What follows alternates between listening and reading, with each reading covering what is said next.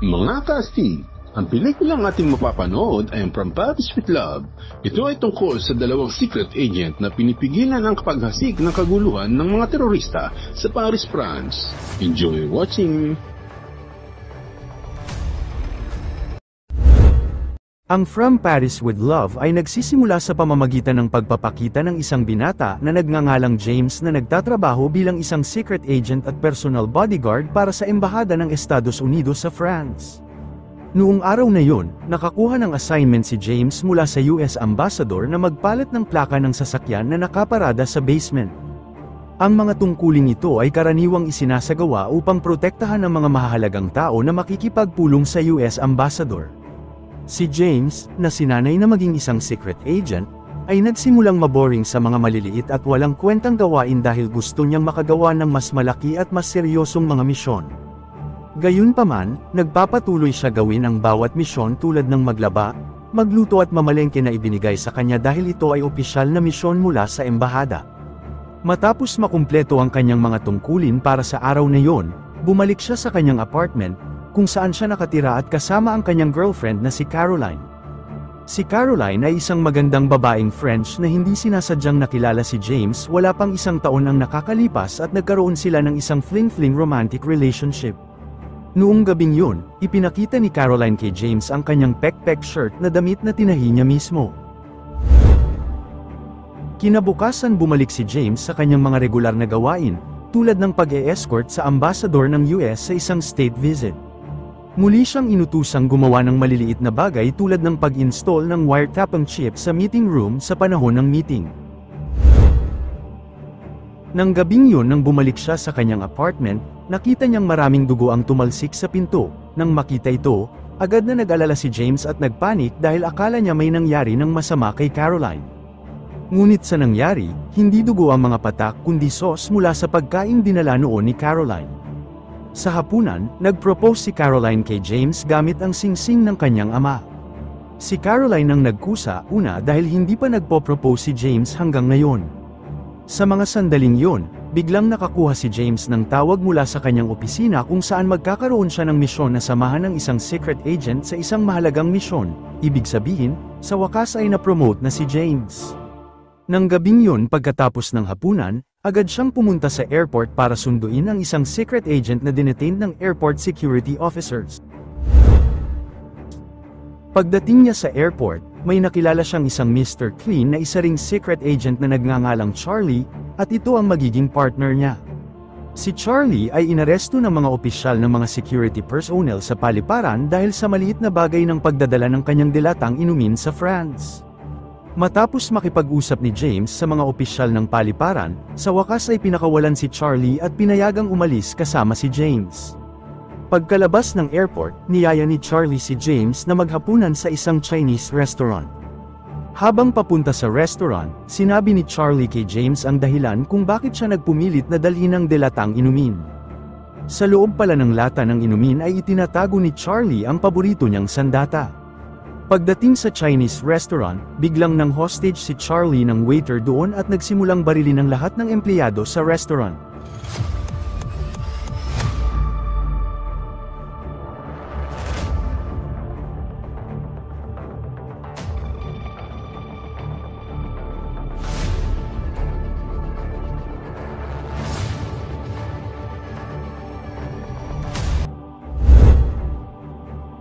Si James, na walang alam ay nagulat nang makita ang mga kilos ni Charlie na medyo brutal at barbaric. Tila ang Chinese restaurant ay isang lugar kung saan ang mga nagbebenta ng droga mula sa China ay lihim na nakikipagkalakalan ng cocaine. Matapos barilin ni Charlie ang bubong ng restaurant, agad niyang hiniling kay James na kolektahin ang lahat ng cocaine na lumabas sa roof gap bilang ebidensya. Sa pangyayaring yun, iniwang buhay ni Charlie ang isang lalaking waiter para masundan niya ang waiter para malaman kung sino ang may-ari ng restaurant. At tulad nga ng inaasahan ni Charlie, agad na pumunta ang lalaking waiter sa kanyang boss para ibalita ang lahat ng nangyari sa restaurant. Agad namang sumunod sina Charlie at James sa waiter gamit ang sasakyan. Sa kotse ni James nagpupumilit na hilingin kay Charlie na ipaliwanag ang nangyari dahil pakiramdam niya ay wala siyang alam pa tungkol sa misyon ng pagtugis ng drug mafia. Bagamat hindi nagpaliwanag ng detalyado si Charlie, Aniya na ang misyon sa pagkakataong ito ay isang opisyal na gawain na ibinigay ng Foreign Ministry at ng Embahada, kaya hindi na kailangang mag-alala si James. Pagdating nila sa lokasyon ng cocaine drug mafia boss, nakaharap sila ng grupo ng mga kabataang lansangan na nagsasagawa ng thuggery. Agad nilang pinuntaan ang boss ng drug mafia na nanunood ng pagsayaw ni Sunshine Cruz na parang pelikula ng X na may hawak pang baril.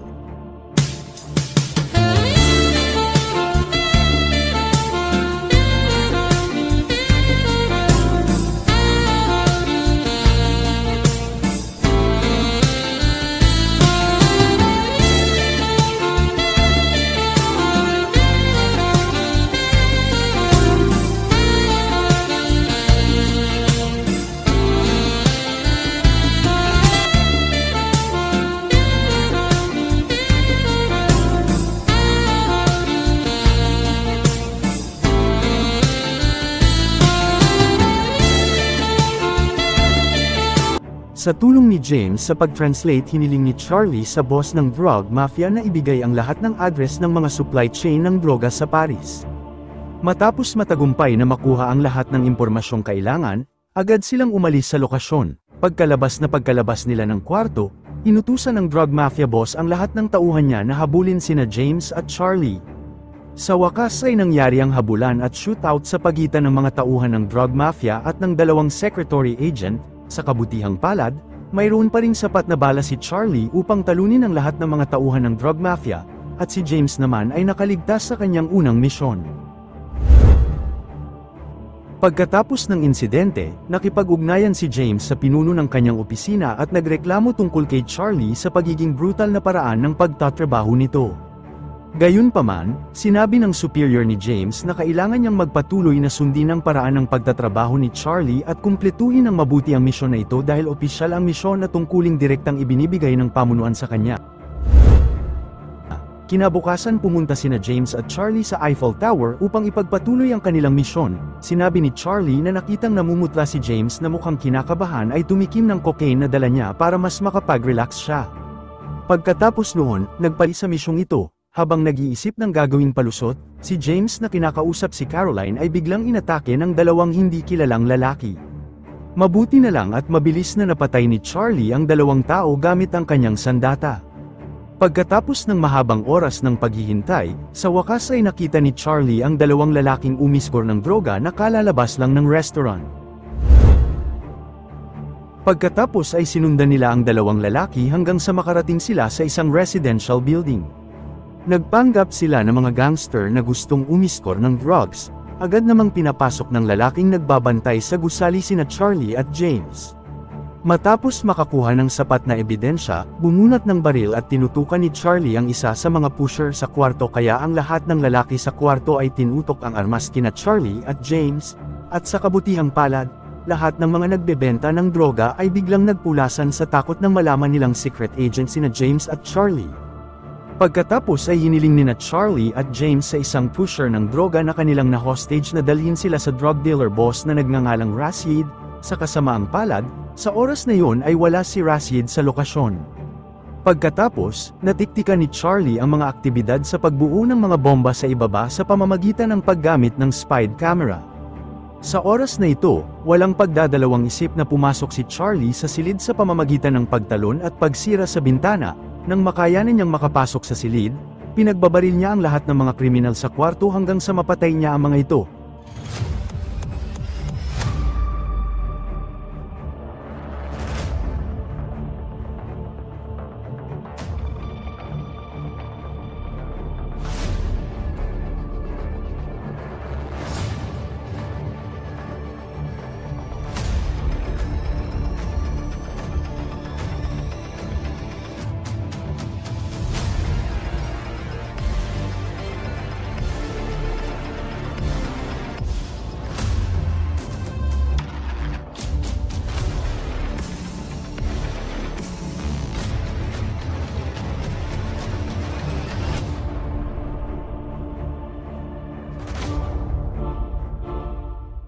Gayunpaman, 3 terorista ang nakaligtas sa pag-atake ni Charlie at tumakas gamit ang hagdan, sa kabutihang palad. Mabilis niyang napatay ang 3 terorista gamit ang homemade bomb na naiwan pa sa kwarto. Nang papalabas na siya ng kwarto ay nagulat si James dahil nagkalat ang pictures niya sa pader. Ibig sabihin, lahat ng ginagawa niya habang nagtatrabaho bilang special agent sa embahada ay matagal nang tinitiktikan. Nang lalabas na sana sila ng kwarto ay biglang nagulat sa pagdating ng mga pulis sa lokasyon nila.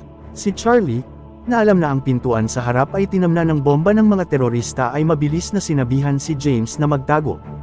Sa loob ng ilang segundo, pinatay ng pagsabog ng bomba ang lahat ng mga pulis na papunta sa kanila. Sinamantala nila ang pagkakataong umalis sa lugar at tumakas sakay ng sasakyan ng pulis. Kinagabihan ay dinala ni James si Charlie sa kanyang apartment at naghapunan kasama ang kanyang kasintahan. Nang gabing yun, nagsama rin si Caroline ng isang kaibigang babae para tulungan siyang maghanda ng hapunan. Ilang sandali pa bago magsimula ang hapunan, si Charlie ay nakatanggap ng tawag mula sa isang katrabaho tungkol sa isang uri ng impormasyon. Nang nagdi-dinner na sila, habang nagkwekwentuhan sila tungkol sa Battle of Yultong, may tumawag sa phone ng kaibigan ni Caroline at sa puntong ito bigla na lamang binaril ni Charlie ang kaibigan ni Caroline.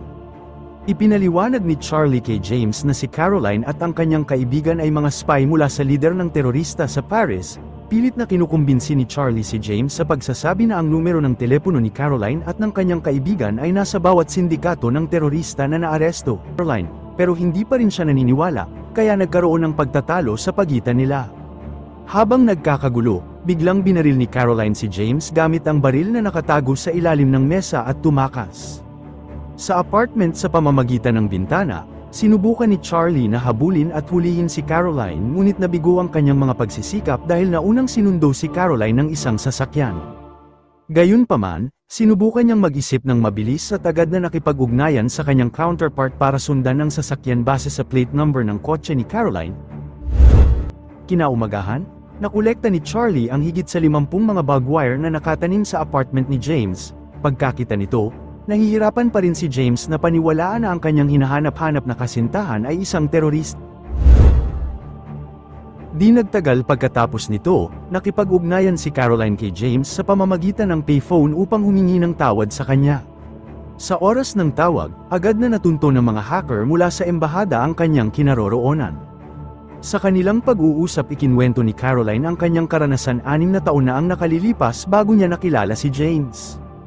Sinabi niya na nakilala niya ang isang lalaki na nagligtas sa kanyang buhay at nagbago ng kanyang pananaw sa buhay kaya niya handang gawin ang anumang sinasabi ng lalaki sa kanya.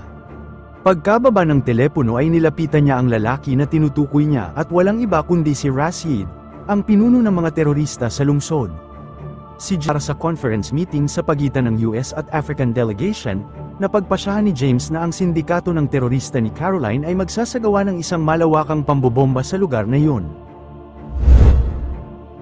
Nang malaman ito ni Charlie, agad niyang inimbitahan ang kanyang mga kasamahan upang samahan ang mga opisyal ng delegasyon ng US na pupunta sa lokasyon ng kumperensya. Nang papunta na sa delegasyon ng US, nakilala ni Charlie ang isang kotse na minamaneho noon ni Caroline. Kaya agad siyang lumapit sa sasakyan. Habang naghahabulan, nakatanggap siya ng tawag mula kay James na si Caroline ay wala sa kotse. Nangangahulugan yun na malamang na umalis na siya para sa lokasyon ng conference meeting. At ito ay totoo, wala siya sa kotseng minamaneho ni Rashid. Gayunpaman, nagpatuloy si Charlie sa paghabol sa sasakyan dahil plano ni Rashid na pasabugin ang sasakyan ng delegasyon ng US na nasa kanyang harapan. Si Charlie na nakahabol sa sasakyan ni Rashid, ay walang pag-aalinlangang pinasabog ang sasakyan ni Rashid bago ito umabot sa sasakyan ng delegasyon ng US. Samantala, maayos na si James mula sa kanyang tama ng baril at ngayon ay dumating sa lugar ng conference meeting. Gayunpaman, siya ay pinigil ng conference security dahil nakita siyang may dalang baril. Sa kabutihang palad, ang US ambassador na nagkataong naroon ay tinulungan si James kaya pinapasok siya sa meeting room. At si James, na nagawang makapasok ay hinanap ang kinaroroonan ni Caroline upang pigilan siya sa pambobomba na maaaring mangyaring mailagay sa panganib ang lahat. Matapos mahanap si Caroline, mabilis na hinablat ni James ang baril ng gwardya at kaagad itinutok ito sa kanya, na mayroong maraming explosive bombs na nakakabit sa kanyang katawan. Sinubukan siyang kumbansihin ni James upang kanselahin ang kanyang intensyon. Gayunpaman,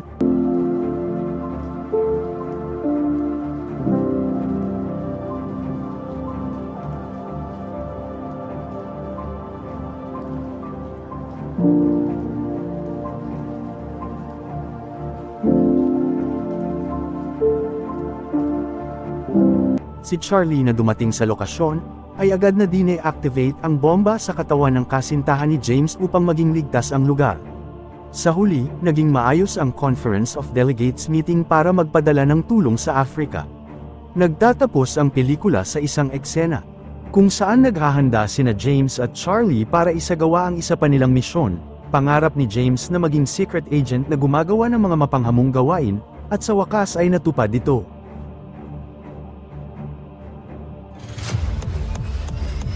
Mga kastig, kung nagustuhan ninyo ang inyong napanood, maaari ba akong humingi ng like? Paki-follow and subscribe na rin para updated kayo sa mga gagawin pang mga videos. Salamat!